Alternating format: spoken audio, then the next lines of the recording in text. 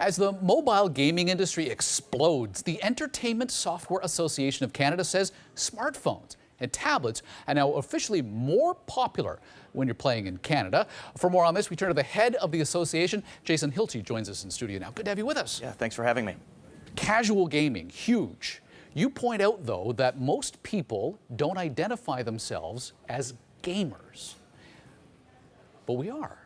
Yeah, I mean, that was one thing that we found really interesting in our latest research that we just launched today. 38% of Canadians self-identify as gamers, when really 52% of them have played a video game in the last 4 weeks, which is how we define a gamer. You can't define a gamer once every 4 weeks. The gamer, what didn't South Park tell us this? It's the 40-year-old unemployed virgin living in mom's basement, you know, with the Doritos on one side and the 2-liter bottle of cola on the other.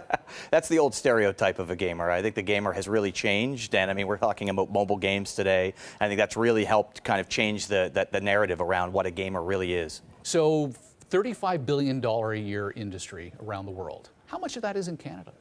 Well, I mean, Canada is a pretty small market when it comes to video games. We're much bigger in terms of the share of games we develop here in Canada, more so than the games that we sell. I mean, if 52% of Canadians are gamers, we're looking at about 18 million people in Canada that are gamers. It's about 1.7 billion people around the world who are gamers.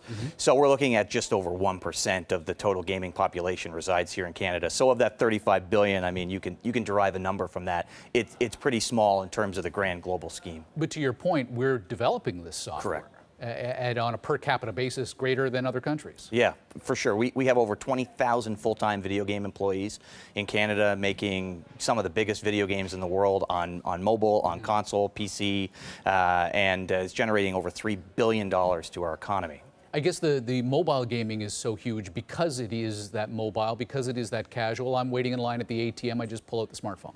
Yeah, it's pretty ubiquitous. I mean, over 90% of Canadians own smartphones. So, I mean, you've got a platform just right there. And it's what you do with it. And I mean, if you look at the App Store now, I mean, I just did a quick check of the Canadian App Store on my way here. 8 out of 10 games are games. 8 out of 10 of the top sellers are games on the App Store right now.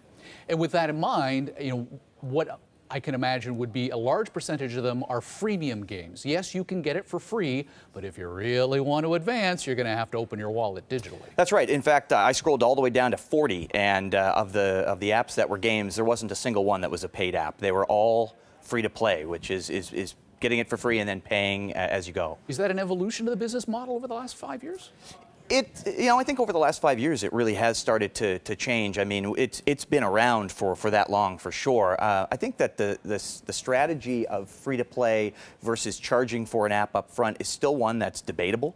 It's still one that's up for debate around the type of game that you're making. It's not always the right choice, but it seems to be the one that's making the most money.